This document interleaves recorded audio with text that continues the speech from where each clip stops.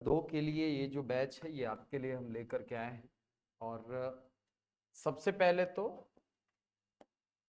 Syllabus पे हम लोग थोड़ी सी बात करेंगे, क्योंकि सिलेबस को जानना बहुत महत्वपूर्ण है। और सिलेबस के बारे में एक सबसे बड़ी बात यह है कि कोई सिलेबस अभी तक आया नहीं है ना। लेकिन एक ये मान करके चलिए कि अभी जो सिलेबस आने वाला है, पिछले बार तो कॉमन भर्ती हुई थी तो उसमें उतनी समस्या नहीं थी, ठीक है, सिलेबस के बारे में। लेकिन अभी जो सिलेबस, चूंकि बीजेपी का मुद्दा भी रहा है उस समय कि विषयवार भर्ती करना चाहिए, लास्ट जो शिक्षक भर्ती हुई थी उस पर बहुत सारे प्रश्न चिन्ह उन्होंने लगाए थे, जिसमें एक मुद्दा ये भी था कि विषयवार भर्तियां क्यों नहीं हो रही हैं। तो ऐसा अनुमान आप लगा सकते हैं कि इस बार जो भर्ती होगी सहायक शिक्षक की, सॉरी शिक्षक की वर्ग 2 की, वो विषयवार भर्ती होनी है। और अगर विषयवार भर्ती होती है तो मान करके चलिए कि इसका एक प्रारूप जो हो सकता है उस पर हम लोग थोड़ी सी बात करेंगे। ये जो नया सिलेबस होगा इसका मोटा मोटा जो रेखांकन है वो आप कर सकते हैं। इसके अंतर्गत लगभग 65 अंक का जो सिलेबस है आपका, ये आपके संबंधित विषय का होने वाला है। पिछले सिलेबस से कंप्लीटली चेंज कर दिया है, इसको देखेंगे तो पिछले बार इस प्रकार का ऐसा कोई विभाजन नहीं था जो विषयवार भर्ती जो है उसको दिखाता हो। वहां पर सारे सब्जेक्ट सभी विषयों के लिए मैंडेटरी थे, मतलब सभी, चाहे आप साइंस वाले हो चाहे सोशल साइंस वाले हो, दोनों के लिए समान प्रश्न पत्र था। इस बार ऐसा नहीं होना है। तो 65 अंक का जो स्लॉट है ये मान करके चलिए कि संबंधित विषय के लिए आपके आरक्षित रहने वाला है। इसके बाद 15 अंक का आपका बाल विकास और शिक्षा शास्त्र यानी सीडीपी वाला हिस्सा जो है ये 15 अंक का आपका आ सकता है। तो यहां से इन दोनों को ही मिला करके आपके 80 अंक का सिलेबस बन जाता है। 80 अंक का सिलेबस आपका इतने में से ही है। इसके अलावा 5-5 अंक के 4 छोटे छोटे हिस्से हैं। इसके इसमें भी यदि आप देखें तो हिंदी भाषा है 5 अंक की, इंग्लिश लैंग्वेज है 5 अंक का है, इसके अलावा कंप्यूटर है और कंप्यूटर आपका रहने वाला है 5 अंक का, साथ ही सामान्य अध्ययन है और ये भी 5 अंक का होने वाला है। तो चूंकि यहां पर प्रश्न पत्र अब 150 से 100 में भी शिफ्ट किया जा रहा है, तो इसीलिए ये मान करके चल सकते हैं कि यही हिसाब आपके सिलेबस का रहने वाला है। इस सिलेबस में और पिछले सिलेबस को यदि आप कंपेयर करें तो आपको जमीन और आसमान का फर्क दिखता है।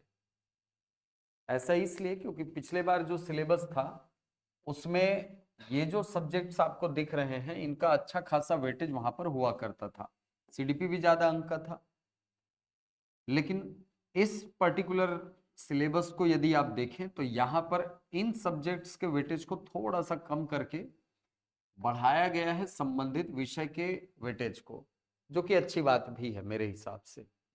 ये अच्छी बात भी है क्योंकि जिस विषय के लिए शिक्षक चयनित किए जा रहे हैं यदि उसको उसी सब्जेक्ट के प्रश्न ज्यादा पूछे जाए तो ज्यादा बेहतर है। तो संबंधित विषय के आपके 65 अंक लगभग पूछे जाने हैं। इसके अलावा 15 अंक का बाल विकास और शिक्षा शास्त्र है, जो कि एक अच्छा तरीका है क्योंकि आगे जाकर के आपको अध्यापन का कार्य करना है तो अध्यापन की अनेक विधियां होती हैं, उन विधियों को आप इसी विषय के अंतर्गत पढ़ते हैं। हिंदी के अंतर्गत मैं यदि बात करूं, चूंकि मैं हिंदी पढ़ाने वाला हूं, तो हिंदी के अंतर्गत यदि हम सिलेबस की बात करें तो सिलेबस वही रहने वाला है जो कि पिछले बार था। और ऐसा मैं इसलिए बोल रहा हूं क्योंकि हिंदी में और ज्यादा स्कोप बनता ही नहीं है। अगर मैं इसका सिलेबस देखूं तो हिंदी के सिलेबस में वही सारे मूलभूत टॉपिक्स हैं जो कि आपको पहले वाले एग्जाम में दिखते थे या अदर कॉम्पिटिटिव एग्जाम में दिखते हैं।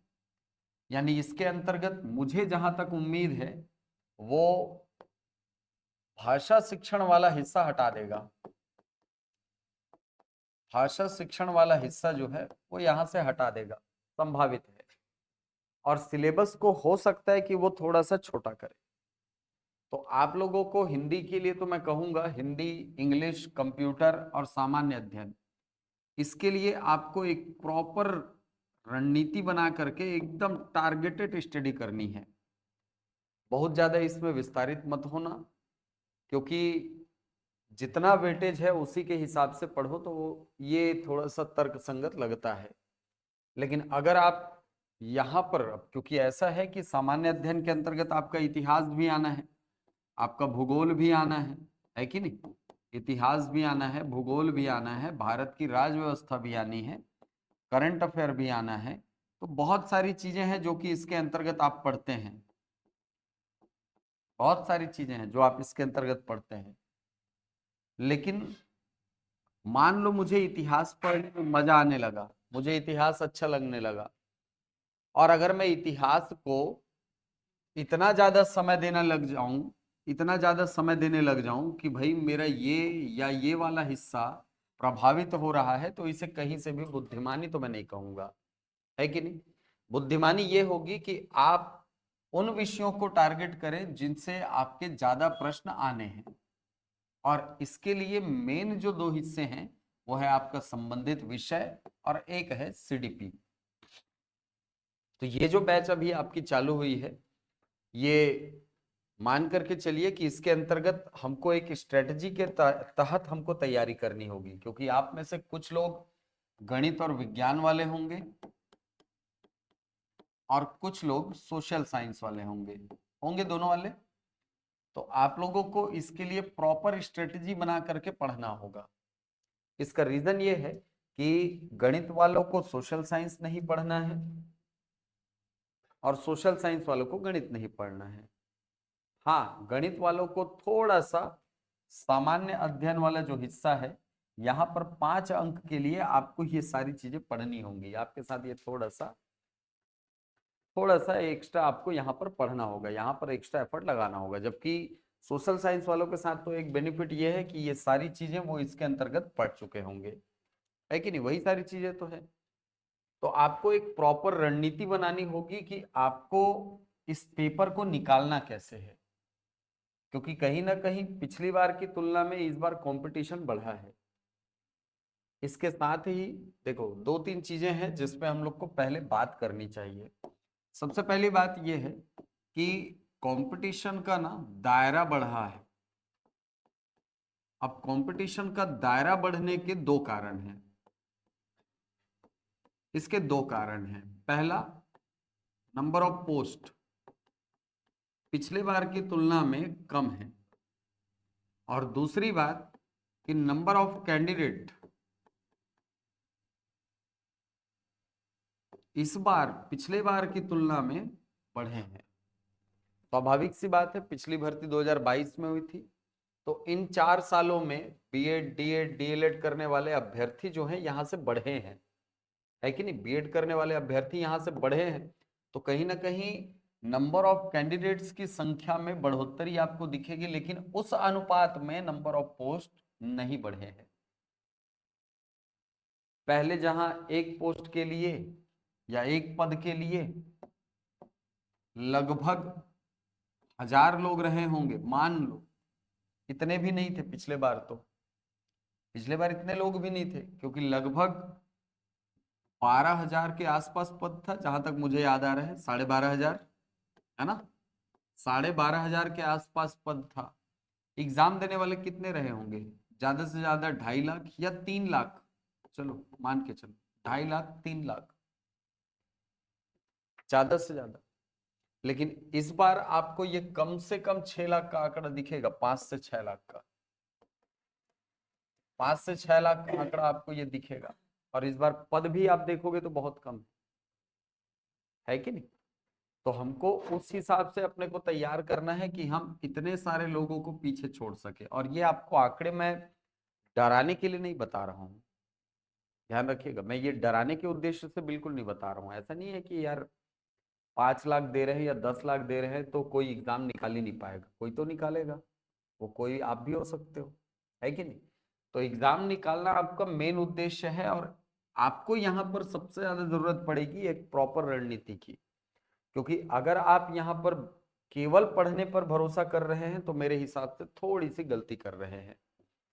आपको समझना होगा कि एग्जाम का पैटर्न जब चेंज हो रहा है तो उस हिसाब से आपका थॉट प्रोसेस भी चलना चाहिए कि हमको किस सब्जेक्ट को ज्यादा पढ़ना है, किसको ज्यादा समय देना है, किस में हम ज्यादा कंफर्टेबल हैं, कौन सा सब्जेक्ट में हम ज्यादा स्कोर करने की काबिलियत रखते हैं, किस सब्जेक्ट को हमको ज्यादा, किस सब्जेक्ट पर ज्यादा मेहनत करने की जरूरत है। ये तो आपको खुद बनाना पड़ेगा रणनीति, है कि नहीं। तो रणनीति के अंतर्गत सबसे पहले तो मैं कहूंगा कि आप पूरे सिलेबस को 3 हिस्सों में बांटिए। 3 हिस्से में, सबसे पहले हिस्से में उन सब्जेक्ट्स को रखिए जिनका वेटेज ज्यादा है ना, जिनके अंक ज्यादा हों सबसे पहले। और यहां पर एकदम क्लियर दिख रहा है हमको कि संबंधित विषय जो हैं ये सबसे ज्यादा पूछे जाने हैं, सबसे ज्यादा इसी का वेटेज रहने वाला है। और गणित और विज्ञान वालों के लिए तो मैं कहूंगा संबंधित विषय का वेटेज ज्यादा है, तो इतिहास पढ़ने में बड़े मजा आ रहा हो, संविधान पढ़ने में बहुत मजा आ रहा हो, क्योंकि आता है, ठीक है, क्योंकि इतिहास सब्जेक्ट ही वैसा है। वो आपको एक चीज से दूसरी चीज को, दूसरी चीज से तीसरी चीज को, तीसरी चीज से चौथी चीज को लिंक करते हुए आप आगे बढ़ते हो। और इस लिंकेज की प्रक्रिया में इतना मजा आने लगता है ना कि हमको लगता है कि यार यही क्यों नहीं पढ़ लेते। लेकिन ठीक है, वो ज्ञान अर्जन आप करते हो, लेकिन आप अपने मूल उद्देश्य से ऐसी स्थिति में भटक सकते हो। तो आपको इस बात को ध्यान रखना है कि संबंधित विषय का वेटेज ज्यादा है तो आपको इसको ज्यादा समय देना चाहिए। दूसरी बात, अंक ज्यादा हो ठीक है, लेकिन सर हमको ना इस बात को भी देखना होगा कि हम किस विषय में ज्यादा कंफर्टेबल हैं, है ना, कौन से विषय को हल करने में ज्यादा सहज हैं। तीसरी बात कि हमको कौन सा सब्जेक्ट जो है वो थोड़ा सा बाकी की तुलना में जटिल लगता है, कठिन लगता है, जिसको समझना थोड़ा सा कठिन है। तीसरी बात तो ये हो गई कठिनता की। चौथी बात कि हम पढ़ी हुई चीजों को कितने अच्छे से रिवीजन कर पा रहे हैं। ये सारी बातें आपको ध्यान में रखनी होंगी अपनी तैयारी के दौरान, क्योंकि अगर आप केवल पढ़ने के लिए जाएंगे तो आप इन सारी चीजों से चूक जाएंगे। क्योंकि पढ़ना तो आपको इतिहास को भी है, पढ़ना आपको भूगोल को भी है, पढ़ना आपको सीडीपी भी है, पढ़ना आपको गणित भी है यानी अपना विषय भी है, पढ़ना आपको सोशल साइंस के सब्जेक्ट्स हैं, सामाजिक उत्तरदायित्व वाला हिस्सा जो पिछले बार जोड़ा गया था वो भी आपको पढ़ना है।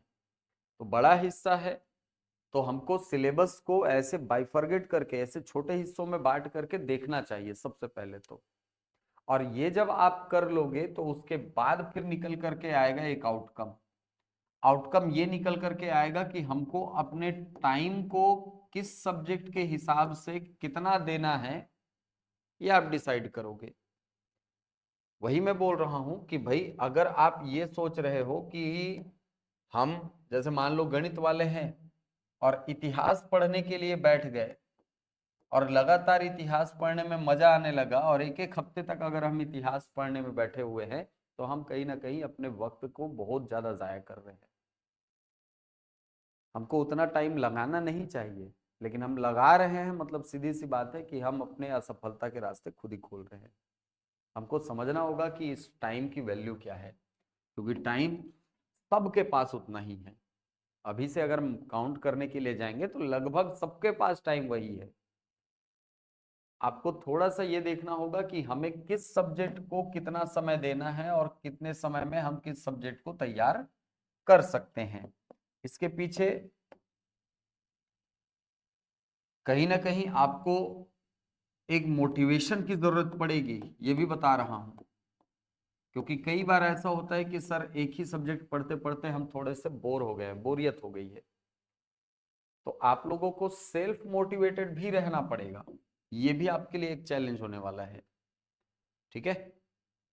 तो ये एग्जाम, ये मत सोचिए कि केवल एक नौकरी देने वाला एग्जाम है, या आपको सेलेक्ट करके सरकारी नौकरी पे बिठा देगा, बस इतना ही होना है, नहीं। ये बहुत सारे लोगों को रुलाएगा भी, क्योंकि पदों की संख्या बहुत कम है कि नहीं। ये बहुत सारे लोगों को डिसअपॉइंट करेगा कि सर हम तो पूरा पढ़ के गए थे लेकिन वहां से कुछ आया ही नहीं, हम तो बहुत सारा जो चीज है ना, उसको बहुत ज्यादा समय लगा दिया सर, इस कारण से हमसे एग्जाम हॉल में क्वेश्चन नहीं बने। हम पूरा पढ़ करके गए थे सर, लेकिन एग्जाम हॉल का प्रेशर हैंडल नहीं कर पाए। तो बहुत सारी समस्याएं हैं, और इन समस्याओं को पार करने के बाद फिर आप पहुंचोगे सिलेक्शन लिस्ट में। उस पीडीएफ में नाम चाहिए अपना, और उस पीडीएफ में नाम चाहिए तो अपने को उस स्तर की मेहनत भी करनी होगी। और कंपटीशन भी, चूंकि मैं बोल रहा हूं कि पिछले बार से ज्यादा बढ़ा है, तो बढ़ा है। ठीक है। वर्ग 2 के लिए आंकड़ा थोड़ा सा कम होगा, ये अच्छी बात रहेगी। वर्ग 2 के लिए ये आंकड़ा थोड़ा सा कम होगा, है ना। वर्ग 3 के लिए तो कम रहेगा, वर्ग 3 के लिए तो ज्यादा रहेगा ये संख्या। वर्ग 2 के लिए इसकी संख्या जो है वो थोड़ी सी कम हो जाएगी, कम हो जाएगी। टोटल शिक्षक भर्ती में आप देखिएगा लगभग 5 से 6 लाख लोग देंगे एग्जाम, वर्ग 2, वर्ग 1 और वर्ग 3 मिला करके, कम से कम 5 से 6 लाख लोग, क्योंकि इसमें सीटीईटी की भी पात्रता है। तो बहुत सारे लोग, ऐसे लोग भी बैठेंगे जिनका सीजीटीईटी क्लियर नहीं हुआ है, लेकिन सीटीईटी जिनका क्लियर है वो लोग तो देंगे एग्जाम। ठीक है। और इस बार के सीजीटीईटी और सीटीईटी में डिफरेंस साफ दिख रहा है, साफ दिख रहा है कि भाई वो जो एग्जाम का पैटर्न है वो कैसा रखने वाला है। क्वेश्चन के पैटर्न भी अच्छे खासे आने वाले हैं, मतलब क्वेश्चन अच्छा खासा तगड़ा पूछने वाला है। और ये मान करके चलिए आप कि जो मेहनत करेगा केवल उसी का ही सिलेक्शन होगा। ऐसा नहीं है कि बस हम एग्जाम में पार्टिसिपेट कर लिए तो हमारा सिलेक्शन हो जाएगा, ऐसा नहीं है। अब हमको मेहनत करके बाकी लोग को पीछे छोड़ने वाली टेंडेंसी को अपनाना होगा, और ये तभी आ पाएगा जब हम खुद पर मेहनत करेंगे। ठीक है। तो मेहनत करने से पीछे मत हटिएगा, एटलीस्ट तब तक जब तक आपका एग्जाम कंप्लीट ना हो जाए। एक बार ठान लिए तो सर निकालना ही है एग्जाम। अपने आप को सेल्फ मोटिवेटेड रखना बहुत बड़ा टास्क होने वाला है आपके लिए। अपने आसपास के लोगों को देखिएगा, आपको बहुत सारे लोग, कुछ लोग मिलेंगे तैयारी करते हुए, और जो लोग बोलते रहेंगे दिन भर कि अरे हमारी तैयारी नहीं हुई, हमारी तैयारी नहीं हुई। ऐसे लोगों से थोड़ा सावधान रहना होगा, क्योंकि ऐसे लोग डीमोटिवेट ज्यादा करते हैं। ठीक है। तो ये सिलेबस की बात है, तो अपने को ये सारी चीजें कंसीडर करते हुए अपनी स्ट्रेटेजी बनानी होंगी। अब इस स्ट्रेटेजी को यदि आप फॉलो करते हो तो आपको सबसे ज्यादा समय देना होगा संबंधित विषय को। दूसरा, सीडीपी को बहुत ज्यादा टाइम देना होगा। और हिंदी, अंग्रेजी, कंप्यूटर, ये 3 ऐसे सब्जेक्ट्स हैं जिनको आप तैयार कर सकते हो, और ये तीनों मिला करके 15 अंक का सिलेबस बनता है। आप ध्यान से देखें तो हिंदी, इंग्लिश और कंप्यूटर दिख रहा है ना। सामान्य ज्ञान की मैं अभी बात नहीं करूंगा, क्योंकि सामान्य ज्ञान का दायरा बहुत बड़ा है। सामान्य ज्ञान के अंतर्गत बहुत सारी चीजें हमको पढ़नी होती है, लेकिन हिंदी, अंग्रेजी और कंप्यूटर कम सिलेबस में आपको ज्यादा से ज्यादा अंक लाने की स्वतंत्रता देते हैं। आप अगर यहाँ पर थोड़ी सी मेहनत कर लेंगे इन तीनों सब्जेक्ट्स में, तो हो सकता है कि वो इसके अंक को, इसमें जितने अंक 2, 3 नंबर, 4 नंबर आने वाले हैं, वो उसको कंपनसेट कर दे। हो सकता है, बिल्कुल। लेकिन अगर यहीं पर आप लापरवाही कर दिए, हिंदी में जो आपका बेसिक सब्जेक्ट है, जो कक्षा 6 से पढ़े हो, अंग्रेजी जो बेसिक सब्जेक्ट है कक्षा 6 से पढ़े हो, कंप्यूटर भी ठीक ठाक ही पढ़े हो आप, यदि इस पे आप मेहनत नहीं करोगे तो हो सकता है कि आप अपने साथ नाइंसाफी कर रहे हो। आप जो इतना समय यहाँ पर लगा रहे हो, आप जो इतना समय यहाँ पर लगा रहे हो, आप जो इतना समय यहाँ पर लगाओगे, है ना, ये आपका सिलेक्शन करा के देगा। सामान्य ज्ञान के पीछे बहुत ज्यादा भागना मेरे हिसाब से अभी तर्कसंगत नहीं है। अभी आपको अपने कोर एरिया पर ध्यान देना चाहिए, ऐसे चीजों पर ध्यान देना चाहिए जो आपकी स्ट्रेंथ है। आपका स्ट्रेंथ हो सकता है सीडीपी, बिल्कुल हो सकता है।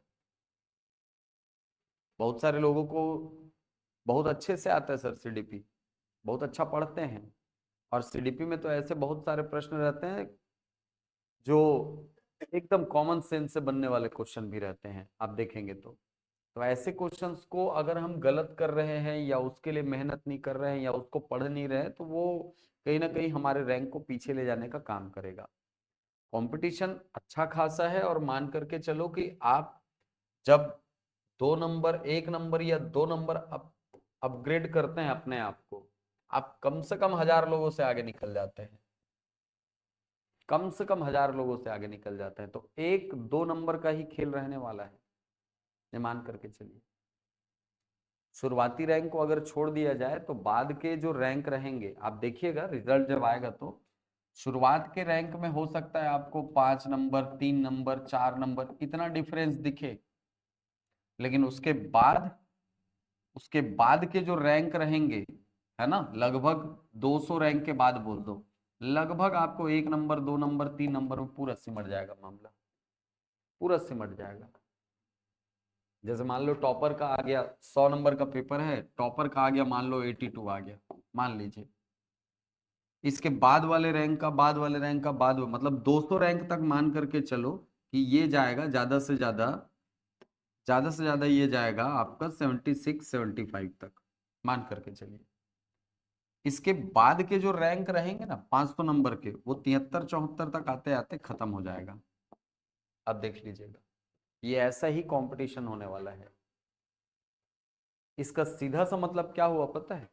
इसका सीधा सा मतलब ये हुआ कि 65 से 70 क्वेश्चन ऐसे रहे होंगे जो सबने बनाए हैं। 65 से 70 क्वेश्चन लगभग सबने बनाए। आगे कौन बढ़ा? जिसने इन सब्जेक्ट्स को इग्नोर नहीं किया था, जिसने इन सब्जेक्ट्स को इग्नोर नहीं किया था। समझ आ रही बात? ये सब्जेक्ट्स भी बहुत क्रूशियल रहने वाले हैं इस पेपर में। एक एक नंबर की वैल्यू रहने वाली है, और एक एक नंबर की वैल्यू जहां पर होती है ना, वहां पर अपना सब कुछ झोंक करके हमको आगे बढ़ना होता है।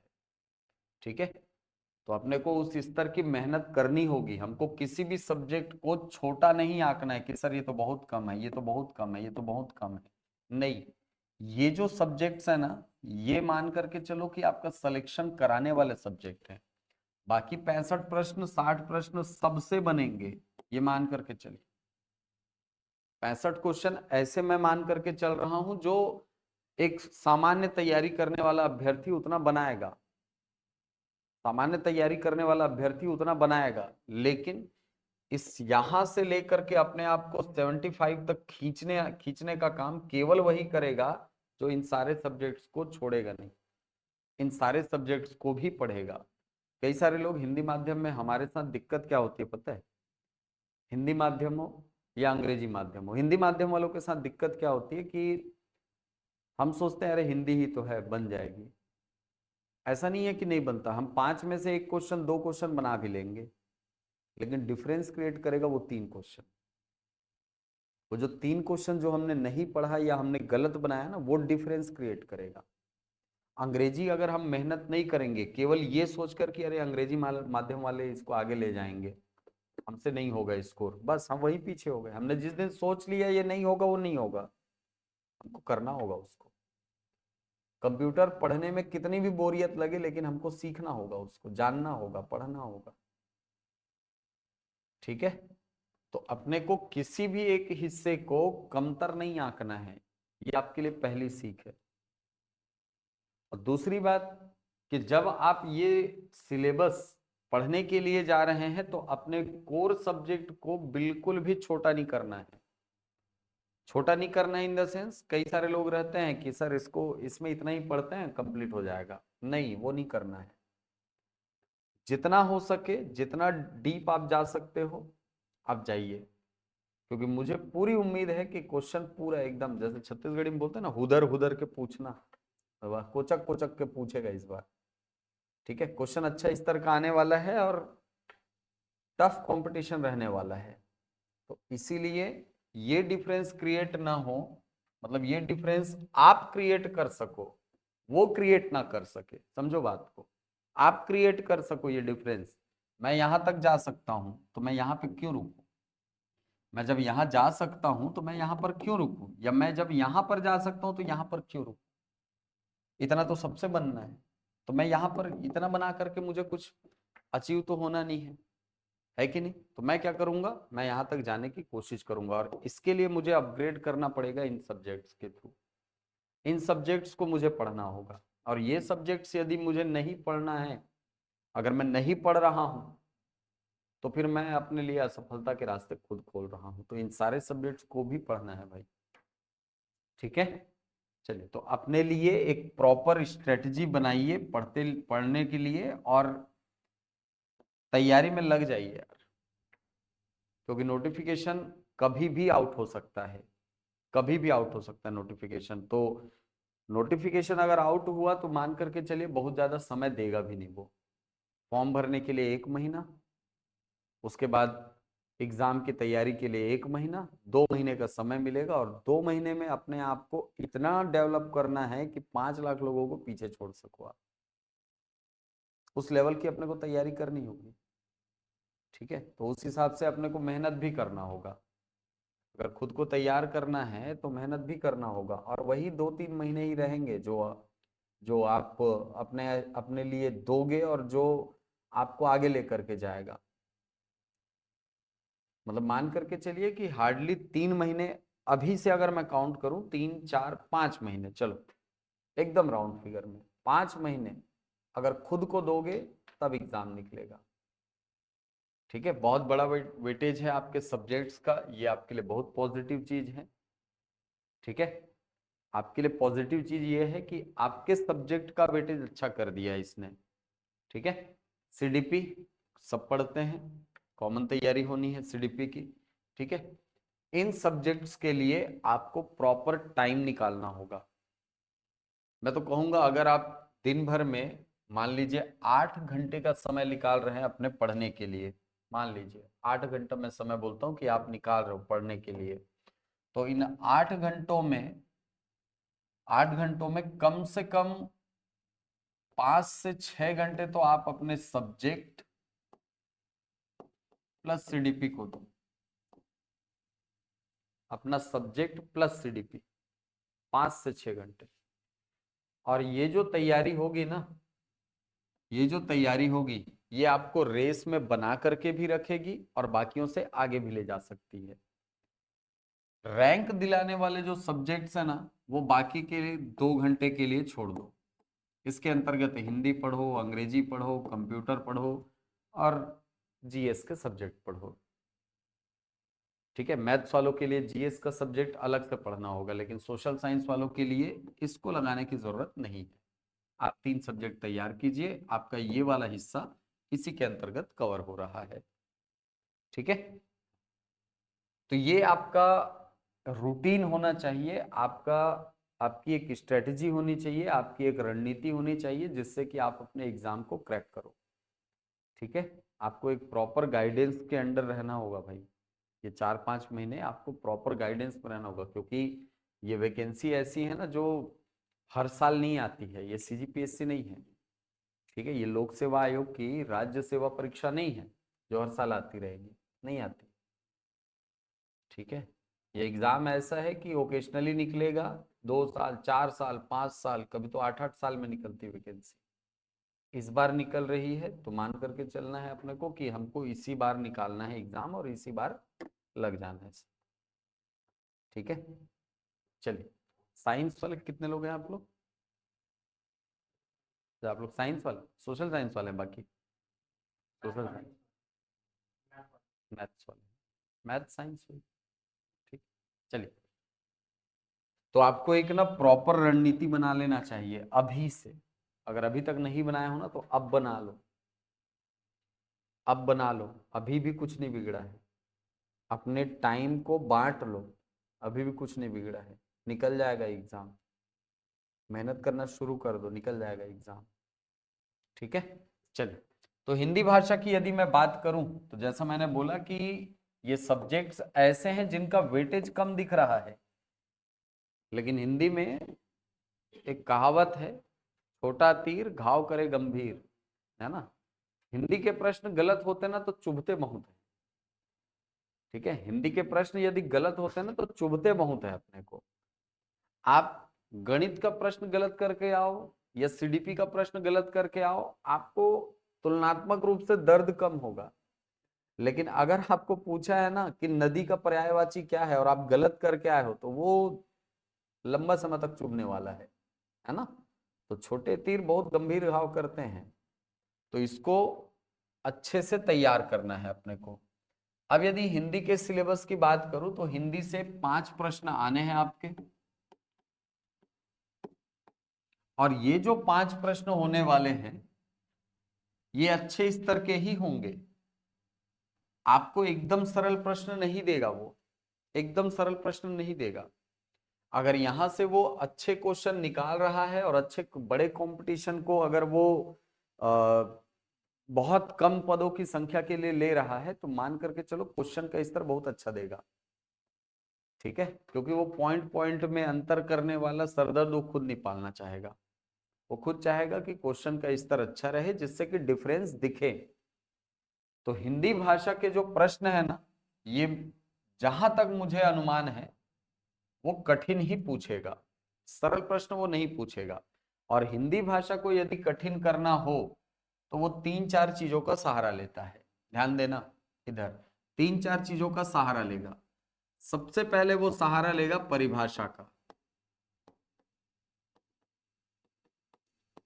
वो डायरेक्ट परिभाषा से उठा करके पूछेगा क्वेश्चन। हिंदी भाषा में कठिन करने का एक तरीका होता है ये। ठीक है, दूसरा, कठिन करना हो तो वो पूछता है संख्या को, और वो धीरे से लिंक कर देगा परिभाषा को और संख्या को, इसको लिंक कर देगा। ठीक है, परिभाषा को और संख्या को वो लिंक कर देगा। कैसे लिंक करेगा? जैसे जैसे वो क्वेश्चन कर देगा कि हिंदी वर्णमाला में ऐसे वर्णों की संख्या कितनी है जो ना तो पूर्णतः स्वर है ना पूर्णतः व्यंजन। अब ये परिभाषा है, विकल्प देगा 4 है कि 8 है कि 2 है कि 11 है। कितना है? कितने हैं? 4 है ना। कितना आसान सा प्रश्न है, देखो। अब इसी में मान लो मैं ऐसा पूछता, अयोगवाह वर्णों के अंतर्गत कौन आते हैं? य, व, र, ल, अम, अह, अयोगवाह। हाँ, वही दोनों है ना। यही क्वेश्चन पिछला वाला था, यही क्वेश्चन, सेम क्वेश्चन पिछला वाला था। क्या था क्वेश्चन? ऐसे वर्ण कितने हैं जो न पूर्णतः स्वर हैं न पूर्णतः व्यंजन। ये अयोगवाह की परिभाषा है। हाँ, ये अयोगवाह की परिभाषा है। अब बताओ, क्या ये प्रश्न चुभेगा नहीं एग्जाम के बाद? चुभेगा ना। हाँ, तो ये दिक्कत है। ठीक है, तो कठिन करना हो तो वो दो चीजों को सहारा लेता है, परिभाषा को, संख्या को। परिभाषा और संख्या को लिंक करके वो क्वेश्चन करेगा, तो क्वेश्चन कठिन हो जाएगा। ठीक है, अब इसके बाद कठिन करना हो तो वो क्या उठाता है? कठिन करना हो तो वो स्टेटमेंट उठाता है, स्टेटमेंट वाले क्वेश्चन देता है। अब स्टेटमेंट वाले क्वेश्चन जो होते हैं ना, वो दो टाइप के होते हैं, ध्यान देना। दो टाइप के क्वेश्चन होता है स्टेटमेंट वाले। कैसे? आपको चयन करना होता है कि केवल एक सही है कि दो सही है कि तीन सही है कि चार सही है। आपको 5 वाक्य दे देगा और बोलेगा इनमें से सही कथन कौन कौन सा है। एक सही है, दूसरा गलत है, तीसरा सही है, चौथा सही है, पांचवा गलत है। विकल्प देगा इनमें से कौन सत्य है कौन असत्य है। समझ आ रही बात? वो क्वेश्चन करेगा कि इनमें से कौन सा सही है, तो विकल्प देगा 1 3 4, 1 2 3, 1 3 5, ऐसा विकल्प देगा। दूसरा जो होता है ना, इसको बोला जाता है असर्शन एंड रीजन पैटर्न, यानी कथन और कारण का पैटर्न। ये कथन देगा आपको और एक कारण देगा। यहां पर विकल्प दिया जाता है कि कथन सही है, कारण सही है, और कारण जो है वो कथन की व्याख्या कर रहा है। दूसरा, कथन सही है, कारण सही है, लेकिन व्याख्या नहीं कर रहा है। तीसरा विकल्प देता है कथन सही है कारण गलत है। चौथा बोलता है कथन गलत है कारण सही है। ऐसा ये 4 विकल्प देता है आपको। तो इस पैटर्न को भी अपने को अडॉप्ट करना होगा अब की तैयारी करने के लिए। ठीक है। और पिछली बार जब हम लोग कुछ दिन पहले एससीईआरटी गए हुए थे और व्यापम भी गए थे जब, तो उस समय भी ये बात आई थी कि ऐसा निर्देश प्राप्त हो रहा है कि इस परीक्षा में प्रश्नों का स्तर अच्छा रखना है। ठीक है। मतलब सरल प्रश्न, एकदम फुल टॉस वाले प्रश्न नहीं पूछने हैं। ठीक है। वो ये नहीं पूछेगा कि स्वरों की संख्या कितनी है, तो लघु स्वर कितने हैं, तो दीर्घ स्वर कितने, ये क्वेश्चन अब नहीं पूछेगा, वो नहीं पूछेगा। अब वो पैटर्न थोड़ा सा टफ करेगा। ध्यान देना, सुमेलित करने वाले प्रश्न अब नहीं पूछेगा। ठीक है। वो ज्यादा आसान होते हैं यार, सुमेलित करने वाले प्रश्न होते हैं कि नहीं। सुमेलित करने वाले प्रश्न इसलिए आसान होते हैं क्योंकि वहां पर आपको एक ही प्रश्न को सॉल्व करने के लिए 4 विकल्प दिया होता है कि नहीं। आप अगर 2 विकल्प काट लिए, ये देखो मान लो ये ऐसा, ये ऐसा, ये ऐसा, ये ऐसा, आपको अगर ये 2 पता है तो भी आप लगभग आंसर तक पहुंच सकते हो। आपको अगर ये 2 पता है तो भी आप आंसर तक पहुंच सकते हो। तो आंसर तक पहुंचने के लिए आपके पास 4 स्कोप है यहाँ पर। लेकिन वन लाइनर फैक्ट कई बार इसलिए घातक हो जाते हैं क्योंकि वहां पर क्वेश्चन और उससे संबंधित एक विकल्प वही आंसर होता है, और ये कठिन पैटर्न है। ठीक है। तो ऐसे क्वेश्चंस को, सुमेलित करने वाले प्रश्न जो है वो तुलनात्मक रूप से अब कम पूछे जाएंगे, जहां तक मुझे उम्मीद है। अब वो प्रश्न पूछेगा या तो इस पैटर्न में या तो इस पैटर्न में, ये कठिन पैटर्न होते हैं। और तीसरा पैटर्न ये वाला, जहां परिभाषा और संख्या को लिंक करके आपको क्वेश्चन देगा। ठीक है। तो अपने को अपनी तैयारी का जो पैटर्न है वो भी चेंज करना होगा। अब आप एकदम वन लाइनर फैक्ट पे डिपेंडेंट नहीं रह सकते, और न ही आप केवल सुमेलित कीजिए वाले प्रश्न लगा करके सोचें कि हम कठिन प्रश्न सॉल्व कर रहे हैं। नहीं, आप कठिन प्रश्न सॉल्व नहीं कर रहे हो, आप सरल प्रश्न सॉल्व कर रहे हो। सुमेलित कीजिए, बहुत आसान होते हैं वो प्रश्न। आपको नेचर को समझना होगा क्वेश्चन के।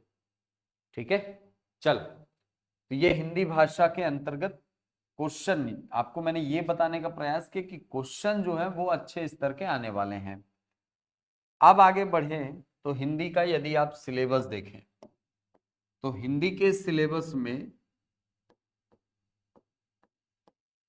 आपको वो सारी बातें दिखेंगी जो आपने बचपन से पढ़ी हैं। यानी इसके अंतर्गत आपको वर्ण एवं वर्णमाला भी मिलेंगी, वर्ण एवं वर्णमाला आपको पढ़नी है। वर्ण और वर्णमाला के अंतर्गत ऐसा नहीं है कि हम केवल अनार के आ, आम के आ, इमली की पढ़ के आगे निकल जाए, नहीं। वर्णमाला के अंतर्गत बहुत सारे ऐसे हिस्से हैं जो कि कॉन्सेप्ट बेस्ड हैं। इन कॉन्सेप्ट्स को हमको समझना होगा, और इन कॉन्सेप्ट्स के अंतर्गत हमको 5 अलग अलग चीजों को पढ़ना होता है। इसके अंतर्गत आप पढ़ते हैं स्वरों का विभाजन, स्वरों को अलग अलग हिस्सों में बांटा जाता है तो वो विभाजन हमको देखना है। इसके अलावा व्यंजनों का विभाजन हमको देखना है। इसके अलावा वर्णों का उच्चारण स्थल हमको देखना है, यहां से क्वेश्चन बनते हैं। इसके अलावा अल्प प्राण महाप्राण से क्वेश्चन करेगा।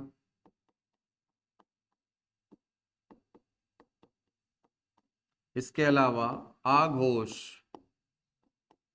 और साघोष से क्वेश्चन करेगा। तो ये 5 अलग अलग कॉन्सेप्ट हैं जो हमको पढ़ने हैं। लेकिन इसके अलावा जैसा मैंने आपको बताया, वर्ण और वर्णमाला में भी आपको 2 चीजें मिलेंगी। एक तो मिलेगी यहां से परिभाषा, और दूसरा उसके अंतर्गत आने वाले वर्णों की संख्या, ये भी आपको देखना होगा। तो परिभाषा भी देखना है और वर्णों की संख्या भी देखना है। ये दोनों चीजें पैरेलली हमको देखना होगा वर्ण और वर्णमाला से। इसके बाद वर्ण और वर्णमाला जब हम पढ़ लेंगे उसके बाद फिर हमको देखना होगा शब्द रचना को। शब्द रचना के अंतर्गत बेसिकली 4 टॉपिक्स आते हैं, जिसमें एक है संधि, दूसरा है उपसर्ग, तीसरा है प्रत्यय और चौथा है समास। और इन चारों टॉपिक्स में भी सबसे ज्यादा इंपॉर्टेंट अगर मैं कहूं तो समास से बहुत बार क्वेश्चन आते हैं। ठीक है, समास बहुत इंपॉर्टेंट टॉपिक है, यहां से क्वेश्चन आते हैं और यहां से परिभाषा से भी क्वेश्चन बनता है, परिभाषा से भी बनता है, उदाहरण से भी बनता है। संधि से अगर हम बात करें तो संधि से स्टेटमेंट वाले क्वेश्चन बन सकते हैं।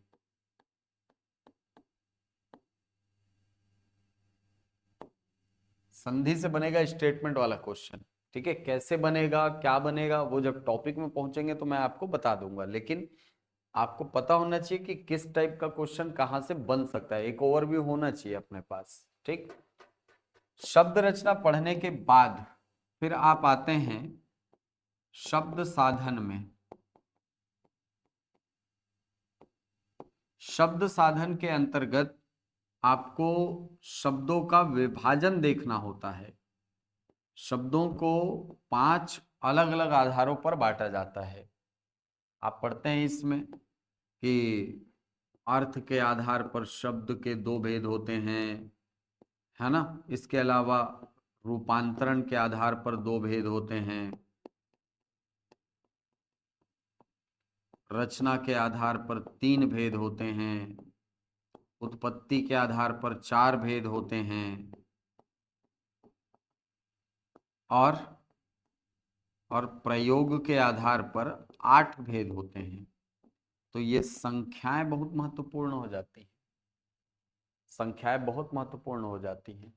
ठीक है, इसके अलावा जब आप शब्द साधन पढ़ते हैं तो इसी में देखो अर्थ के अंतर्गत शब्दों में आते हैं सार्थक और निरर्थक शब्द, रूपांतरण के आधार पर शब्दों में आते हैं विकारी और अविकारी शब्द, रचना के आधार पर शब्द में आते हैं रूढ़, यौगिक और योग रूढ़ शब्द, उत्पत्ति के आधार पर शब्द में तत्सम, तद्भव, देशज, विदेशज शब्द आते हैं और प्रयोग के आधार पर शब्द का जब आप विभाजन करते हो तो इसमें आते हैं संज्ञा, सर्वनाम, विशेषण, क्रिया, क्रिया विशेषण, संबंध बोधक, समुच्चय वाचक और विस्मय आदि बोधक। ये 8 प्रकार के शब्द प्रयोग के आधार पर ये हमको देखना होगा।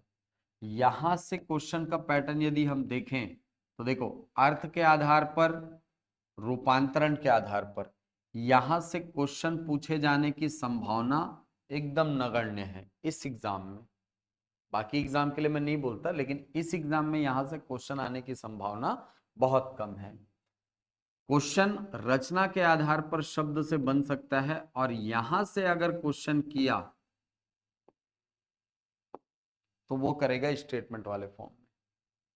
स्टेटमेंट वाला क्वेश्चन बनता है रचना के आधार पर शब्दों से, जो रूढ़, यौगिक, योग रूढ़ शब्द है ना, वहां से कठिन क्वेश्चन बता रहा हूं। एक तो पहचानने वाला क्वेश्चन आता है कि इनमें से कौन सा शब्द रूढ़ शब्द है, कौन यौगिक शब्द है, कौन योग रूढ़ शब्द है, एकदम सीधा सीधा क्वेश्चन। दूसरा क्वेश्चन यहां से बनता है स्टेटमेंट से। स्टेटमेंट से जब क्वेश्चन करेगा तो आपको परिभाषाओं तक जाकर के पढ़ना होगा चीजों को। परिभाषा पढ़ो, परिभाषा पढ़ने के बाद फिर आप उसके उदाहरण को देखो। ठीक है, तब आपको ये चीजें समझ में आएंगी, तब आप क्वेश्चन लिखे हुए क्वेश्चन को समझ पाओगे कि अच्छा ये ऐसा होता है। उत्पत्ति के आधार पर शब्द से इस पर्टिकुलर एग्जाम में क्वेश्चन पूछे जाने की संभावना मुझे बहुत कम दिख रही है, बहुत कम। ठीक है, अगर पूछेगा भी तो वही देशज विदेशज शब्दों से पूछेगा, अदरवाइज यहां से क्वेश्चन बनने की संभावना मुझे इस एग्जाम में बहुत कम लग रही है। हो सकता है आ जाए, ठीक है, ऐसा नहीं है। प्रयोग के आधार पर शब्द यदि देखें तो यहां से 1 से 2 क्वेश्चन आएंगे आपके। हो सकता है वो संज्ञा सर्वनाम से पूछ ले, हो सकता है विशेषण या क्रिया से पूछ ले, कोई भी एक टॉपिक उठाएगा वहां से क्वेश्चन वो दे देगा। तो प्रयोग के आधार पर शब्द से एक क्वेश्चन मान करके चलिए आएगा। यहां से हो सकता है भाववाचक संज्ञा दे दे, हो सकता है समूहवाचक संज्ञा दे दे, कोई संज्ञा का प्रकार उठाए, कोई सर्वनाम का प्रकार उठाए, कोई विशेषण का प्रकार उठाए और उस प्रकार में जाकर के आपको क्वेश्चन कर दे। जैसे जैसे क्वेश्चन कर देगा कि देखो एकदम बेसिक क्वेश्चन बता रहा हूं, कठिन कैसे किया जाता है। जैसे मान लो मैं आपको कहता हूं कि राम राम हरे सेब खाता है। राम हरे सेब खाता है, हरे शब्द को अंडरलाइन किया उसने, और बोलेगा कि यह विशेषण का कौन सा प्रकार है। विकल्प देगा गुणवाचक है, संख्यावाचक है, परिमाणवाचक है, निजवाचक, सॉरी सार्वनामिक विशेषण है। हाँ बताइए। गुणवाचक सार्वनामिक विशेषण है। अरे गुणवाचक विशेषण है, गुण के आधार पर विशेषता बता रहे हो आप, ठीक है ओके। लेकिन ये बहुत सरल पैटर्न है, वैसा देगा नहीं। क्वेश्चन कैसा करेगा वो क्वेश्चन करेगा कि राम श्याम से दोगुने फल लेकर आया। ठीक है, इसमें दोगुना, हाँ इसमें दोगुना शब्द क्या है वो पूछेगा। सर्वनाम है कि विशेषण है कि निश्चित संख्यावाचक विशेषण है, क्या है ऐसा। तो वो क्वेश्चन करेगा, मतलब वो पैटर्न में जाकर के क्वेश्चन करेगा आपको सीधे। ठीक है, कठिन करने का यही तरीका है। सरल क्वेश्चन का तरीका जो अभी तक कन्वेंशनली पूछा जाता है ना, उससे थोड़ा सा अलग करेगा वो। ठीक है, अगर वो 2 क्वेश्चन सरल भी देता है तो 3 क्वेश्चन टफ देगा, टफ देगा। और वो 3 क्वेश्चन केवल उन्हीं से बनेगा जो पढ़ करके गए हैं। बिना पढ़े आप ऐसे क्वेश्चन को सॉल्व नहीं कर सकते। ठीक है, हाँ प्रयोग के आधार पर शब्दों से क्वेश्चन बनता है। इसके अलावा एक टॉपिक जो मैं कहूंगा यहां से क्वेश्चन संभावित है, वो है शब्द रचना, सॉरी शब्द रूप। शब्द रूप में 3 टॉपिक्स आते हैं, एक है लिंग, एक है वचन और है काल, सॉरी कारक। लिंग वचन और कारक या परसर्ग जिसको आप कहते हैं। इन तीनों में से एक क्वेश्चन आपको पूछेगा, और यहां पर भी लिंग वाला जो टॉपिक होता है और कारक वाला जो टॉपिक होता है, इन दोनों से 2 टाइप के क्वेश्चन बनते हैं। एक तो सामान्य सा, फलाना कौन सा लिंग है, पुल्लिंग है कि स्त्रीलिंग है बताओ, है ना, या इनमें से स्त्रीलिंग शब्द कौन सा है बताओ, या इनमें से पुल्लिंग शब्द कौन सा है बताओ। एक पैटर्न ये बनता है। दूसरा पैटर्न यहां से कठिन करने के लिए वो बना सकता है स्टेटमेंट वाले फॉर्म में। स्टेटमेंट का क्वेश्चन यहां से बन सकता है। तो कैसे बनेगा वो तो आगे बताऊंगा, लेकिन ये टॉपिक हमको दिखना चाहिए। इसके बाद एक टॉपिक आपका आता है इसमें, वाक्य। वाक्य वाक्य के अंतर्गत 3 टॉपिक्स हम लोग पढ़ते हैं। एक तो टॉपिक पढ़ते हैं वाक्य के अंग, एक पढ़ते हैं वाक्य के आवश्यक तत्व, और तीसरा हम पढ़ते हैं वाक्य के भेद या वाक्य के प्रकार। तो वाक्य के अंग, वाक्य के आवश्यक तत्व से क्वेश्चन किया जा सकता है कठिन करने के लिए। अंग में 2 अंग हैं, उद्देश्य और विधेय, पढ़ते हैं आप। आवश्यक तत्वों में 6 आवश्यक तत्व हैं। ठीक है, सार्थकता है, पदक्रम है, अन्वय है, आकांक्षा है, निकटता या आसक्ति है, ऐसे करके 6 आवश्यक तत्वों को हम पढ़ते हैं। तो ये 6 आवश्यक तत्व क्या होते हैं, क्या होते हैं, ये हमको पता होना चाहिए, क्योंकि यहां से परिभाषा आपको क्वेश्चन में कर सकता है। ठीक है, वाक्य का वह गुण, वाक्य का वह गुण जिससे पदों में निरंतरता बनी रहे को कहा जाता है। वाक्य का वह गुण जिससे पदों में निरंतरता बनी रहे को कहा जाता है। विकल्प देगा पदक्रम, विकल्प देगा निकटता या आसक्ति, विकल्प दे देगा आकांक्षा, विकल्प दे देगा योग्यता। अब ये क्वेश्चन कठिन हो गया। ये क्वेश्चन हो गया कठिन, है कि नहीं? ये क्वेश्चन कठिन हो गया। कठिन इसलिए नहीं है कि ये वन लाइनर है, नहीं, कठिन इसलिए है क्योंकि ये कन्वेंशनल टॉपिक नहीं है कि नहीं? जहां से क्वेश्चन आता है ये वो हिस्सा नहीं है, ये उससे अलग हिस्सा है। तो इसलिए आपको इसको थोड़ा सा पढ़ना होगा, थोड़ा देखना होगा कि भाई कौन कौन से आवश्यक तत्व होते हैं और किसकी क्या परिभाषा होती है, वो हमको देखना होगा। तो वाक्य के अंग, वाक्य के आवश्यक तत्व, वाक्य के प्रकार, ये सब हमको देखना है। अब इसके बाद जो हिस्सा मैं आपको बोलने जा रहा हूं ना, यहां से 1 से 2 क्वेश्चन मान करके चलो। इसके अंतर्गत एक हिस्सा मैं कहूंगा पर्यायवाची। पर्यायवाची बहुत इंपॉर्टेंट है यार, एक क्वेश्चन आना ही आना है इसका। इसका एक क्वेश्चन आता ही आता है पर्यायवाची का। कैसे पढ़ना है, क्या अप्रोच रखना है, बात करेंगे। दूसरा, विलोम शब्द।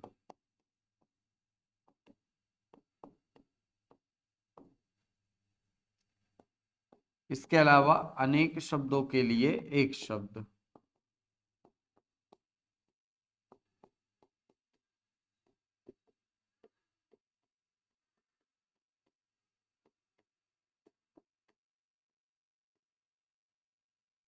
यहां से, ठीक है।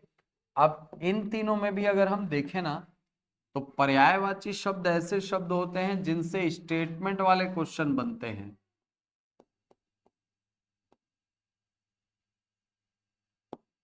यहां से स्टेटमेंट वाले क्वेश्चन बनते हैं। क्यों बनते हैं? क्योंकि इसकी परिभाषा के साथ साथ इनको प्रतिशब्द भी कहा जाता है। ये प्रतिशब्द कहलाते हैं पर्यायवाची। तो पर्यायवाची प्रतिशब्द हैं, तो ये मान करके चलो कि यहां से स्टेटमेंट वाले क्वेश्चन बना के देता है वो, ठीक है।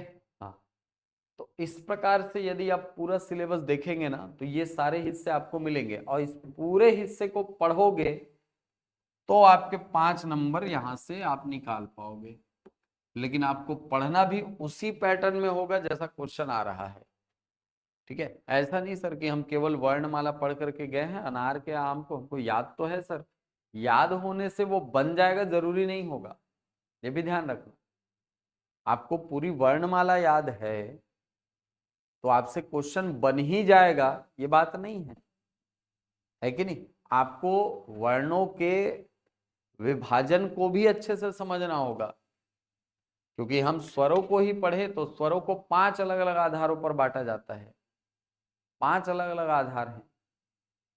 लघु स्वर, दीर्घ स्वर एक विभाजन, मूल स्वर, संधि स्वर दूसरा विभाजन, वर्तुल स्वर, अवर्तुल स्वर एक तीसरा विभाजन। इसके अलावा आपका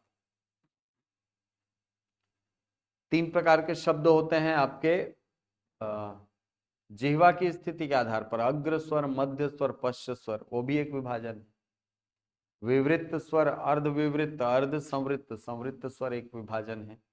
तो विभाजन के आधार पर यदि वो क्वेश्चन पूछने के लिए जा रहा है तो आपको स्टेटमेंट वाले क्वेश्चन मिल सकते हैं, ठीक है। ये जो 5 क्वेश्चन होने वाले हैं ना, मैं सही बता रहा हूं, ये बनना ही चाहिए, ये स्थिति है। ये 5 क्वेश्चन बनने ही चाहिए अगर आप आगे बढ़ना चाहते हो बाकी से, क्योंकि ये 5 क्वेश्चन अगर नहीं बने ना, तो आपका रैंक ऑल ऐसे ही 2000 रैंक पीछे चले जाओगे आप। 1000-2000 रैंक पीछे हो जाओगे एक कॉमन जो रैंकिंग रहेगी उससे। और 1000-2000 रैंक पीछे होने का सीधा सा मतलब है सिलेक्शन ना होना, है कि नहीं? इसका सीधा सा मतलब यही तो निकलेगा, सिलेक्शन ना होना, और क्या। तो अपने को थोड़ा सा एक्स्ट्रा पढ़ना होगा सर, और अपने पढ़ने के तरीके को भी थोड़ा सा मोल्ड करना होगा एग्जाम के पैटर्न के हिसाब से। अगर आप सोचेंगे कि अभी भी केवल वो पुराने तरीके से जैसे क्वेश्चन बनते थे वैसे बन जाएंगे, तो अब मेरे हिसाब से गलतफहमी है ये, ठीक है। तो गलतफहमी मत रखो कि पुराना पैटर्न पे ही क्वेश्चन आएगा, क्वेश्चन का पैटर्न बदलेगा, कंफर्म बदलेगा, ठीक है। और यहाँ से क्वेश्चन का पैटर्न वैसा ही रहने वाला है जैसा मैंने आपको बताया कि भाई वो इससे क्वेश्चन देगा, इससे क्वेश्चन देगा, इससे क्वेश्चन देगा, ये पैटर्न है। इन टॉपिक्स से इन टॉपिक्स से उस पैटर्न में क्वेश्चन आने हैं। परिभाषा पूछेगा, संख्या पूछेगा, दोनों को लिंक करेगा, या तो फिर वो स्टेटमेंट वाले क्वेश्चन में जाएगा, कथन कारण वाले क्वेश्चन में जाएगा। ठीक है, तो अपने को उस स्तर की तैयारी करनी होगी, और चीजों को केवल पढ़ना और याद कर लेना पर्याप्त नहीं होगा।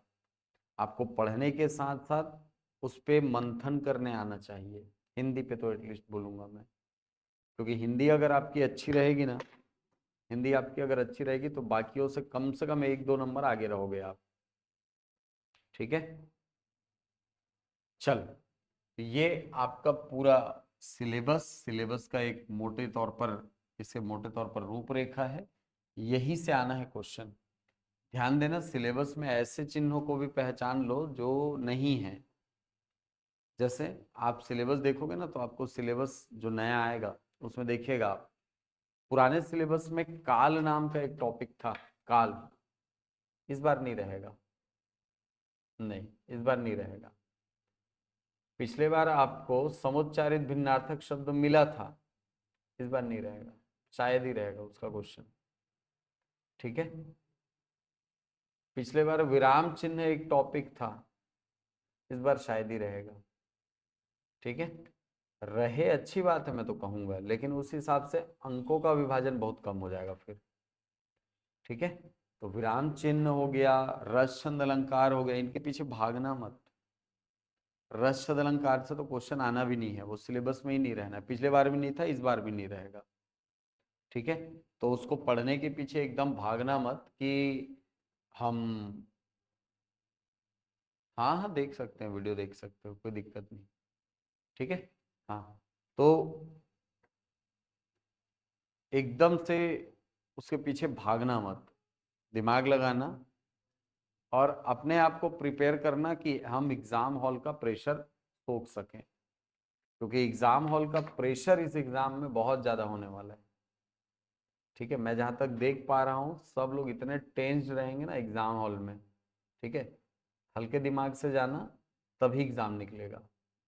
ठीक है, और इसके लिए आपको अभी से प्रिपेयर करना होगा, ताकि हम एग्जाम हॉल में एकदम आसानी से सुकून से बैठ सकें, हमसे क्वेश्चन बने।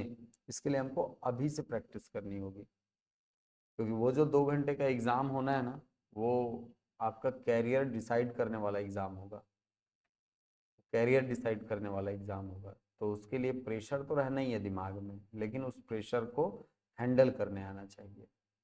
ठीक है, चल, तो ये आपका सिलेबस हिंदी का। इस सिलेबस को हम लोग पढ़ेंगे कैसे, अब ये भी सवाल है, इसको पढ़ें कैसे सर। देखो, इसको पढ़ने का एक तरीका तो ये है कि आप topic by topic, topic by topic, एक के बाद एक पढ़ते जाएं।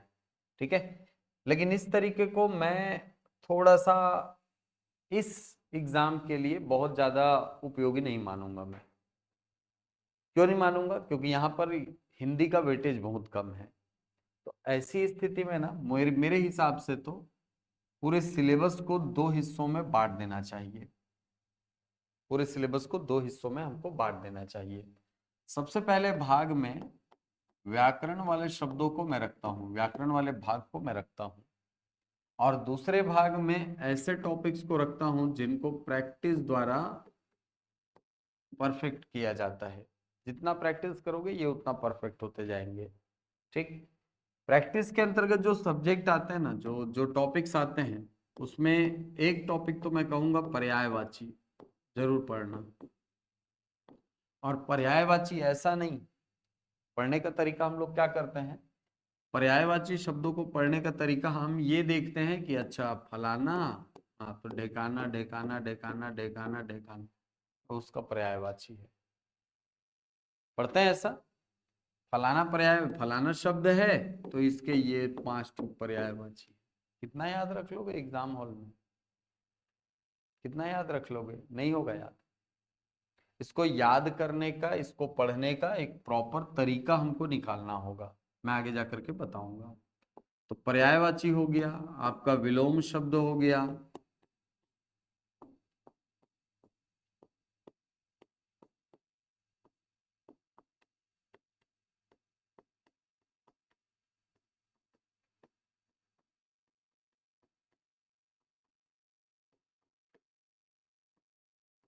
ये हिस्सा, ये ऐसे हिस्से हैं ना जिनको रेगुलर प्रैक्टिस से ही पार पाया जा सकता है, रेगुलर प्रैक्टिस करनी होगी। और हमारे पढ़ने का तरीका ये जो होता है ना, ये लिखा है, इसके सामने ये लिखा है, इसको ऐसे याद कर लो, ये एकदम कन्वेंशनल तरीका है जो पूछा जाता है। ठीक है, अभी आप जब पर्यायवाची पढ़ने के लिए बैठेंगे ना, तो पर्यायवाची पढ़ने के लिए आपको सबसे पहले तो थोड़ी सी थ्योरी पढ़नी होगी, सबसे पहले थ्योरी पढ़नी होगी। थ्योरी कहने का मतलब आपको उन हिस्सों को देखना होगा जहां से मल्टीपल चॉइस के क्वेश्चन या स्टेटमेंट वाले क्वेश्चन आपको पूछ सकता है।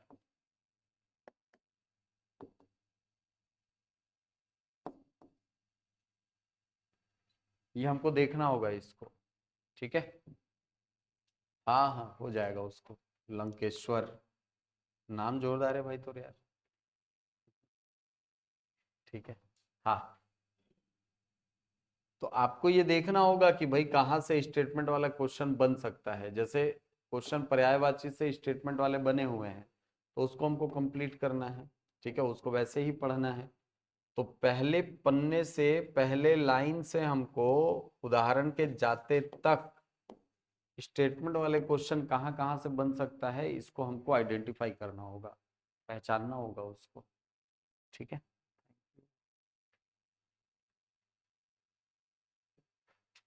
तो ये हिस्से जो है ना, ये प्रैक्टिस की चीजें हैं। इसको पढ़ना कैसे है आगे चर्चा करेंगे।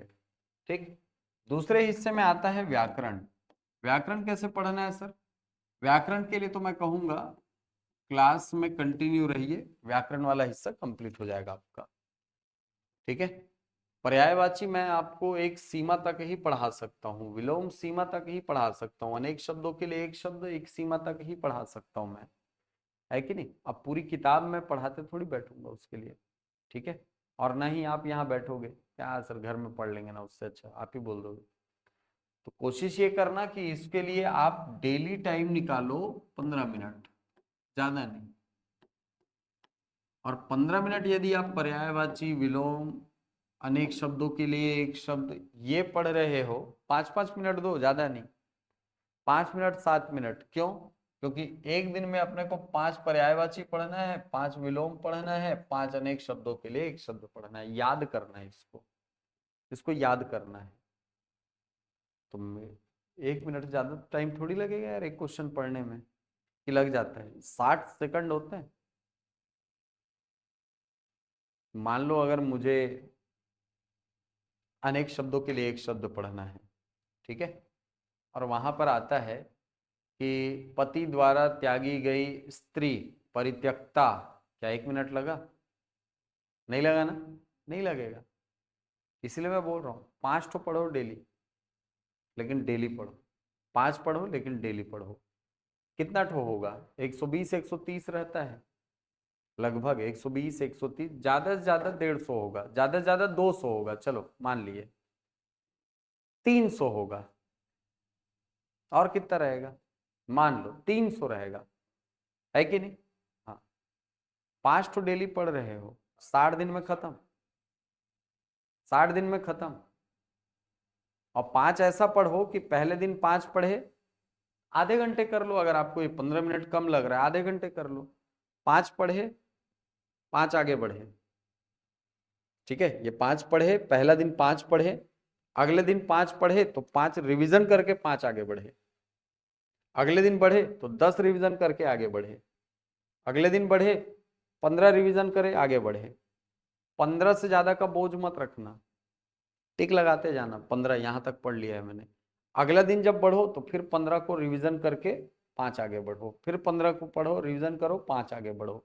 ये तरीका आपका एक एक शब्द को 4-4 बार रिवीजन करवाएगा, 4 बार रिवीजन करवाएगा, कराएगा। और 4 बार रिवीजन होने के बाद मुझे नहीं लगता है कि आप भूलोगे उसको, आसान सी चीज हो जाएगी। ठीक है, हाँ, तो आपको उस पैटर्न को अपनाना पड़ेगा इसको तैयार करने के लिए। ठीक है, व्याकरण वाले हिस्से के लिए मैं बोलूंगा क्लास पे आप रख सकते हो भरोसा, व्याकरण वाले हिस्से से जो क्वेश्चन आते हैं, जैसे क्वेश्चन बनते हैं, उसको मैं प्रॉपर आपको नए पैटर्न के साथ बांध करके पढ़ा दूंगा। ठीक है, चाहे वो कथन कारण वाला पैटर्न हो या आपका जो स्टेटमेंट वाला क्वेश्चन है वैसा। ठीक है, जैसे एक क्वेश्चन वर्णमाला से अब आपको ये नहीं पूछेगा, है ना, आप ध्यान देना कि हिंदी की वर्णमाला में ऊष्म व्यंजन कौन से हैं या ऊष्म व्यंजन कितने हैं, वो नहीं पूछेगा। वो क्या पूछेगा? कथन देगा आपको, कथन देगा, असर्शन देगा कि यार अलावा संघर्षी व्यंजन कहलाते हैं।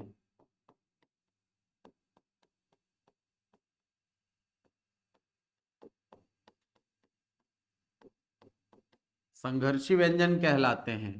कारण, रीजन, रीजन क्या देगा? रीजन देगा कि इनके उच्चारण में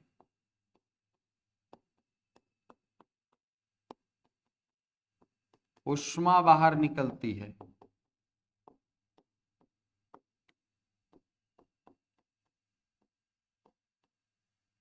विकल्प ए देगा कथन सही, कारण सही, लेकिन कारण कथन की व्याख्या नहीं करता।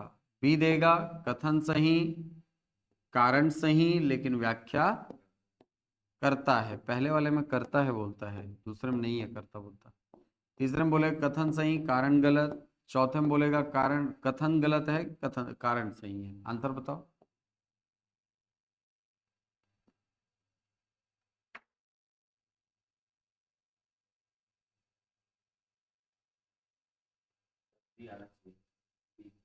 बी आना चाहिए।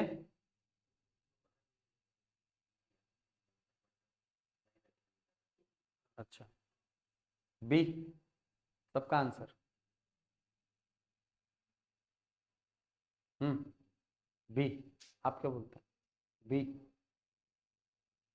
आप लोग बी यहीं पे खा गए ना गच्चा।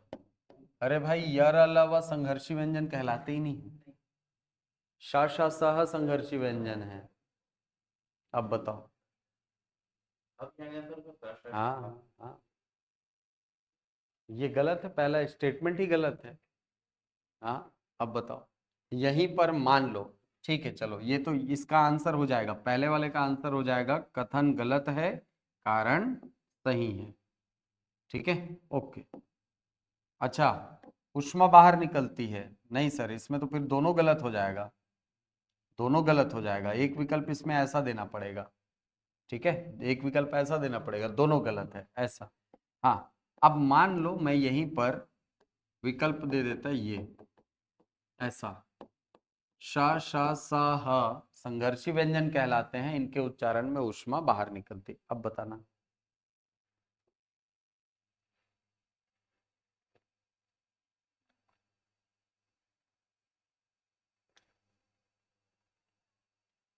कोई भी बुक ले लीजिए गायत्री, लोकल पब्लिकेशन की भी किताब चलेंगी, और मैं तो बोलूंगा लोकल पब्लिकेशन की ही किताब लेना।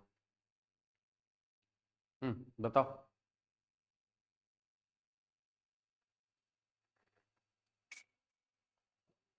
श श स ह संघर्षी व्यंजन कहलाते हैं, कहलाते हैं ना? सही है। क्यों कहलाते हैं? क्या इनके उच्चारण में ऊष्मा बाहर निकलती है इसलिए संघर्षी कहलाते हैं, कि वायु का जीवा से संघर्ष होता है इसलिए कहलाते हैं?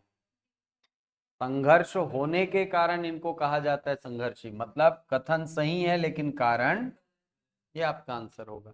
आपको क्वेश्चन निकालने आना चाहिए, आंसर तक पहुंचने आना चाहिए। कठिन नहीं है पैटर्न ये, इस पैटर्न को मैं कठिन नहीं बोलता, इस पैटर्न को मैं थोड़ा सा टाइम टेकिंग बोलता हूं बस। क्वेश्चन कठिन नहीं है, थोड़ा सा टाइम ज्यादा लगता है आपको सॉल्व करने में, बस यही है।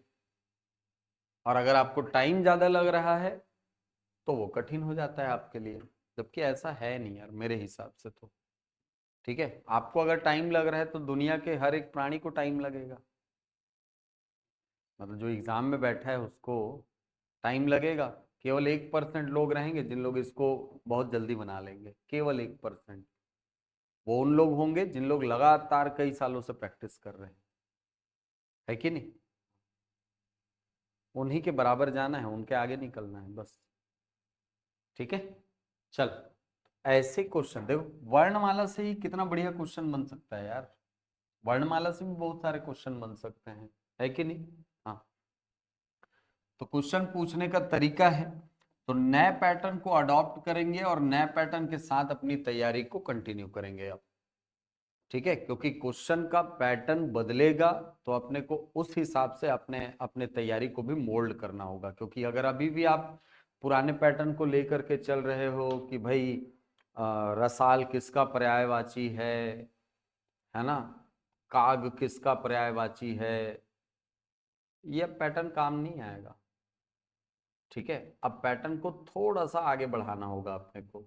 जैसे पर्यायवाची भी अगर आप पढ़ते हो ना, तो पर्यायवाची पढ़ते समय आप इस बात को ध्यान रखिए कि पर्यायवाची में केवल और केवल फलाना शब्द के ये पर्यायवाची होते हैं। इस पैटर्न से पढ़ना उतना ज्यादा फ्रूटफुल नहीं है। आपको इससे इसको याद करने आना चाहिए, पहली बात तो ये है।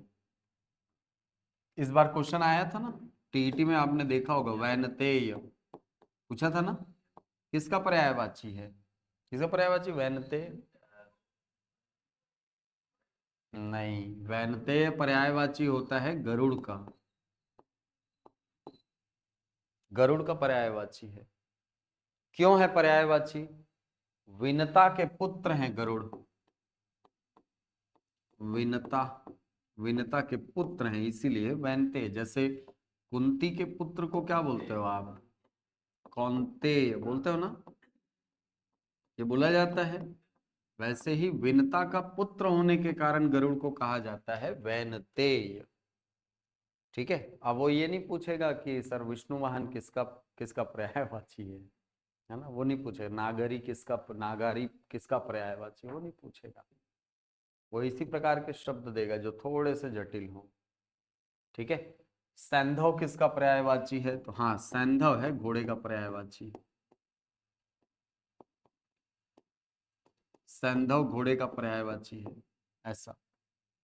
ठीक है, हाँ, क्योंकि सिंधु प्रदेश में होता था ये, ऐसा मानते हैं हम लोग। सिंधु प्रदेश में घोड़े मिलते थे, ऐसी मान्यता, तो इसीलिए उसको बोला जाता है सैंधव, ऐसा। ठीक, चलो। तो ये हिंदी के तैयारी को लेकर के थोड़ी सी स्ट्रेटजी, क्योंकि देखो इसमें अगर मैं पहले ही दिन से पढ़ाने बैठ जाऊंगा ना, तो आप लोग को ये समझ में नहीं आएगा कि पढ़ना कैसे है। आपको अपने अप्रोच को चेंज करना होगा। ठीक है, पढ़ना तो कल चालू हो जाएगा, पढ़ने में दिक्कत नहीं है, कल से चालू कर लेंगे पढ़ना। लेकिन हमको कम अंक का सिलेबस है, लेकिन हमको स्कोर भी पूरा करना है सर, 5 में 5 फोड़ना है। तो इसके लिए क्या अप्रोच रखना पड़ेगा, ये जानना जरूरी है। तो इसीलिए आज की क्लास में केवल सिलेबस और केवल आपकी स्ट्रेटेजी पर बात। ठीक है, चल। तो अपने अपने हिसाब से अब कमर कस लो, स्ट्रेटजी बनाओ, तैयारी चालू करो। और बहुत अच्छा पद है यार।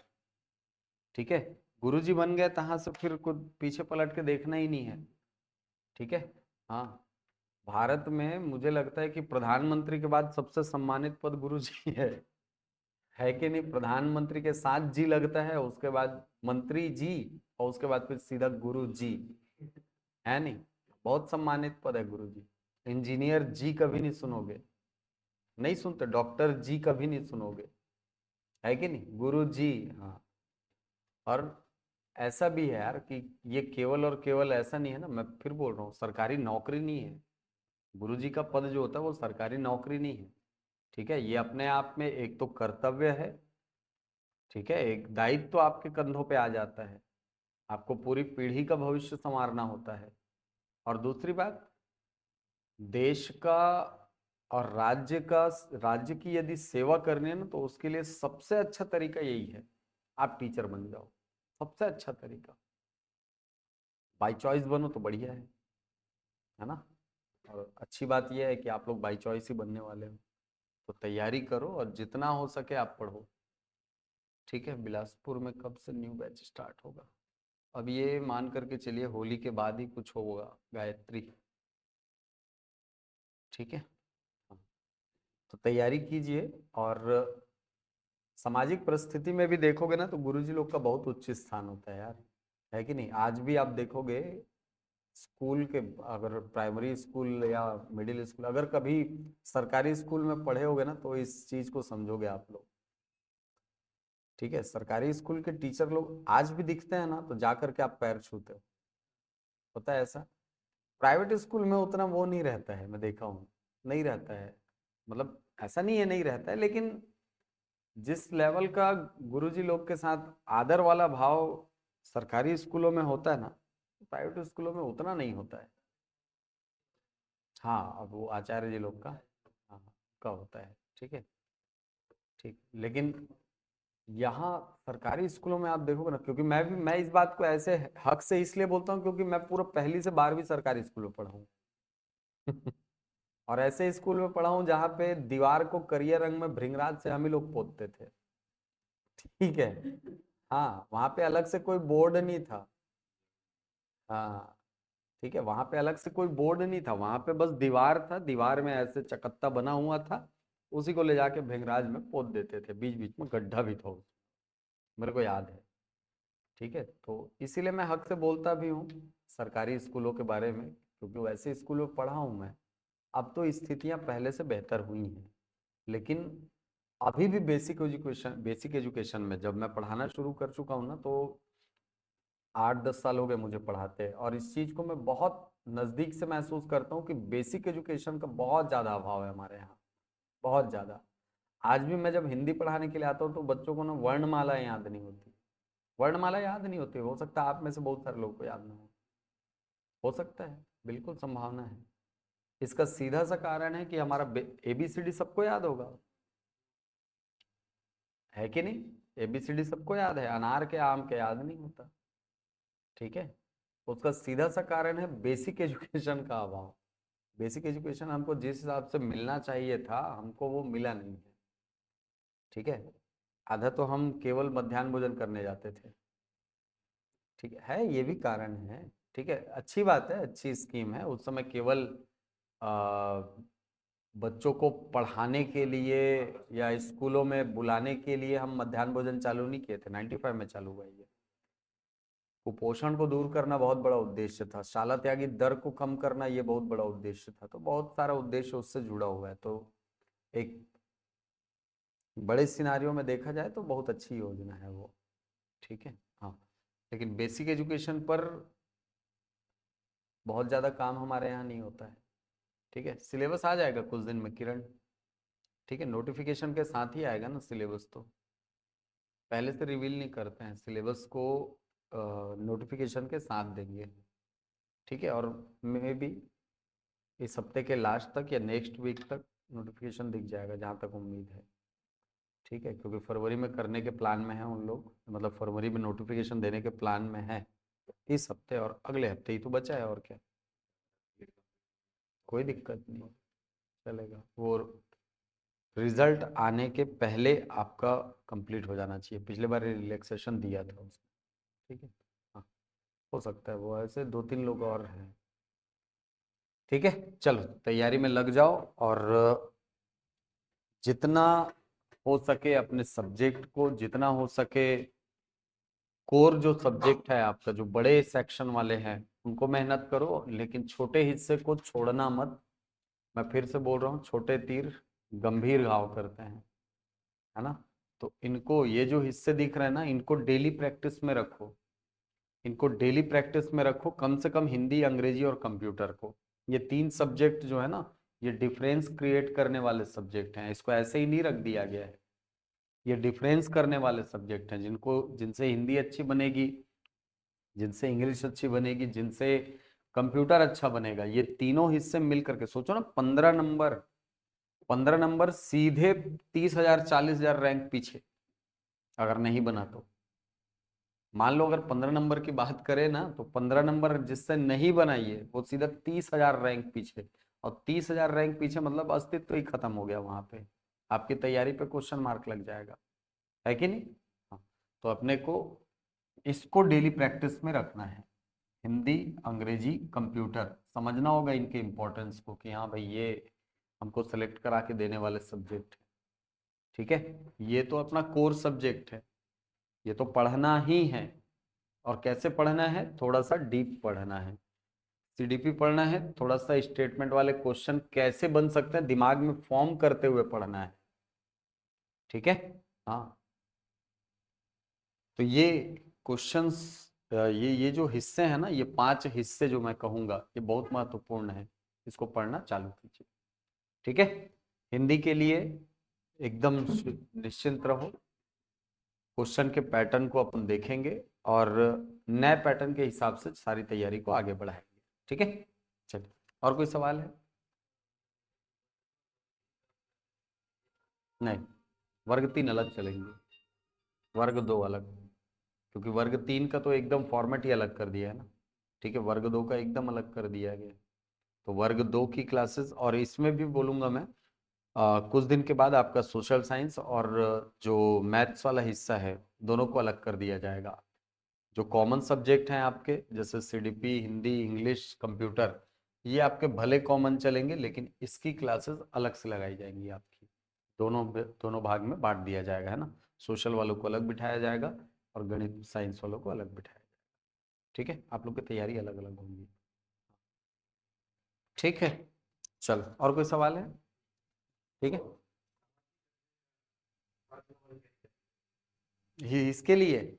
इसके लिए मैं बोलूंगा क्वेश्चन, ना ना ना, न्यूज़पेपर से नहीं होगा, क्वेश्चन लगाते रहो।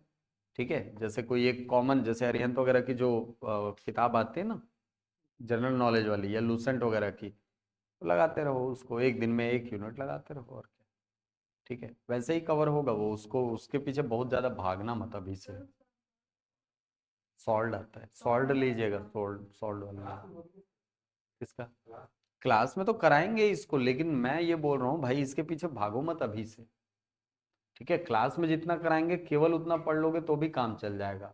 ठीक है, और इसके 5 क्वेश्चन जो आएंगे ना, मैं बता रहा हूँ, 3 क्वेश्चन सबसे बनेगा, 2 क्वेश्चन किसी से नहीं बनेगा, कठिन क्वेश्चन देगा वो।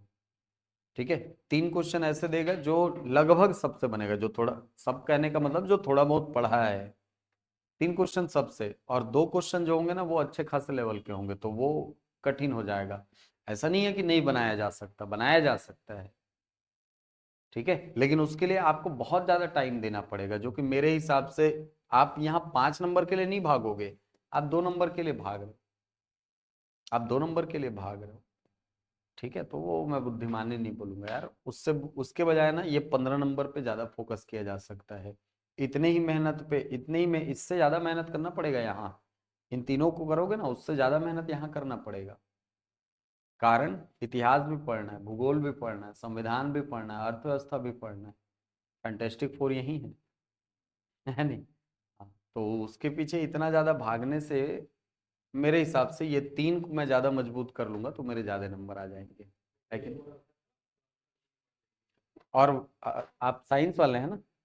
हाँ, साइंस वाले हैं तो आपको अलग से पढ़ना पड़ेगा इसको, क्योंकि सोशल साइंस वाले अगर होते ना तो मैं बोलता मत पढ़ना, छोड़ देना, क्योंकि ये सब इसमें पढ़ोगे, क्योंकि उसमें तो कवर हो ही जाएगा ना, सोशल साइंस में तो कवर हो ही जाएगा वो, उसके लिए अलग से भागने की जरूरत नहीं पड़ेगी आपको। लेकिन मैथ्स वाले हो तो आपको इसके लिए थोड़ा सा तैयार, केवल एमसीक्यू कर लोगे ना तो भी पर्याप्त है।